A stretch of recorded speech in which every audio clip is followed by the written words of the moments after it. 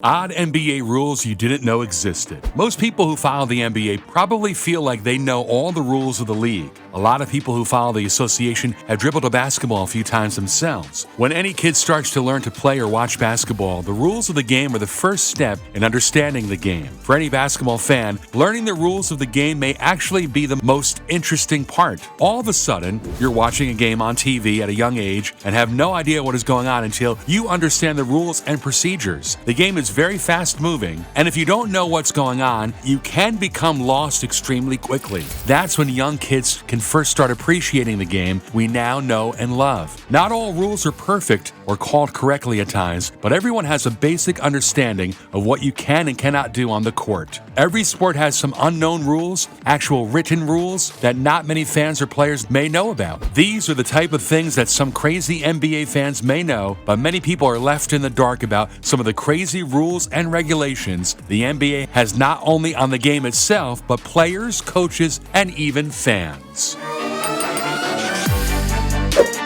Shattering the backboard. Although it's much harder to do this nowadays, the NBA does have a rule in place if a player was to break the backboard after a dunk. Long gone are the days of Darryl Dawkins destroying innocent rims, though it could still happen in today's NBA. If this were to happen, the basket would not count and the player would be charged with an unsportsmanlike technical foul. The player may also be fined for the play, which would be determined on a case-by-case basis if it were to happen. The last time this was a problem was in 1993 on two separate occasions. The first being Shaquille O'Neal damaging the entire hoop after a slam, as well as Chris Mars cracking the backboard during the same year against the Chicago Bulls. The amount of times this rule has been enforced has gone down drastically with the invention of breakaway rims. It has not been an issue in quite some time. No logos except for shoes. The NBA changed their stance on logos a couple of years ago, allowing advertisers to have logos on the jerseys of players. Players, on the other hand, cannot endorse a brand or logo on any part of their clothing or, in Iman Shumpert's case, his hair. In 2013, Shumpert was attempting to sport the Adidas logo shaved into his head, but was told by the NBA it had to be removed. The next day, Shumpert posted a photo of the logo completely shaved off his hair, leaving a huge bald triangle spot instead.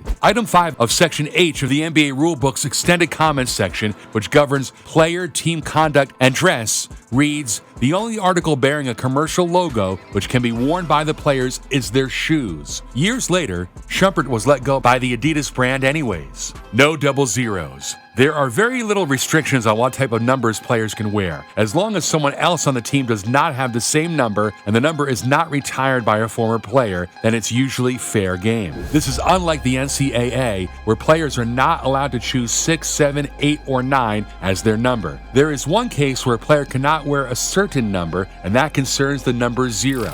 A player can wear the number 0 or rock the double 0 on his jersey, but teammates cannot have both numbers on the same team. For example, if one player is wearing 0, there cannot be another player who wears double 0. This is due to the likelihood of a scorekeeper or referee making an error concerning one of those players. Imagine a player getting called for a foul at a crucial part of the game and the referee signaling the wrong number, or a scorekeeper making an error earlier in the game and not recording the correct amount of fouls or stats. Road team chooses opening bucket. The jump ball is the obvious start to a basketball game, but there is something vital that happens before the opening tip. Teams need to figure out which basket they will be starting at, and it is the visiting team's decision that sets the tone for the rest of the game. This normally occurs before television coverage of the game during pre-game shoot-around. This seems unimportant, but there's a small amount of strategy that comes into play with this choice. Would coaches rather have their players go towards their bench so players can hear them clearly at the start of the game and set the tone, or rather opt to have players near them for late game instructions? It seems like most coaches choose to have players go towards the opposing bench at the start of the game in order to relay information easier during crunch time. Mandatory rest. The NBA is attempting to protect their players as much as possible.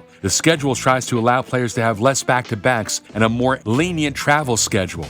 Another thing the NBA has put into place is that NBA players must have 18 days of mandatory rest. This is basically a limit on the amount of practices NBA teams can have over the course of the season. Teams are not allowed to overwork their players to an extent, and this rule is in place to make sure. The NBA's recent actions have gone against their beliefs on protecting players' health, though, as Adam Silver is attempting to crack down on teams resting star players during national televised games. Doc Rivers and the Los Angeles Clippers recently got fined for resting Kawhi Leonard without having an injury. Players coming back from injuries such as Kristaps Porzingis, Paul George, and Victor Oladipo will have plenty of time to rest, rehab, and get back to the top of their games. Length of the floor, pass Siakam. They called a foul on Victor. They're going to say he took his legs out from under. Victor's hurt. Oh, I'm going to look at his kneecap. No Timberlands. David Stern's 2005 dress code reform, as a direct result of the malice in the palace, was outrageously strict on what players could wear in a business environment. One of the most confusing bans from the commissioner was the rule that players could not wear Timberland-style boots while in the eyes of NBA fans. There are different uniforms for different occasions. There's the uniform you wear on the court, there's the uniform you wear when you're on business, there's the uniform you might wear on your casual downtime with your friends, and there's the uniform you might wear when you go back home. We're just changing the definition of the uniform that you wear when you're on NBA business, Stern said during a press conference regarding the new policies. Although players still do have a unique style, it is thought that they look much more professional than 15 to 20 years ago. Off the bounce shot. There is no known instance of this happening in NBA history, but it is possible according to the rulebooks. If a player throws up a prayer from half court with time winding down and the ball happens to bounce off the ground into the basket, should it count? If the buzzer goes off before the ball hits the ground, that is considered a dead ball and the shot attempted ended the moment the ball touched the floor. If the ball bounces on the ground before the buzzer, however, the player who attempted the shot should be considered the greatest horse player of all time for the insane legal shot. Again, there is no known play in which this has happened, as the time usually expires while a full court shot is airborne. It would be a shame for a fan base to go crazy after they think their favorite team made a game-winning shot only to have it waved off by the referees. If a player were to knowingly attempt this and fail, there is no doubt Shaquille O'Neal would have the play front and center on Shaqtin' a Fool.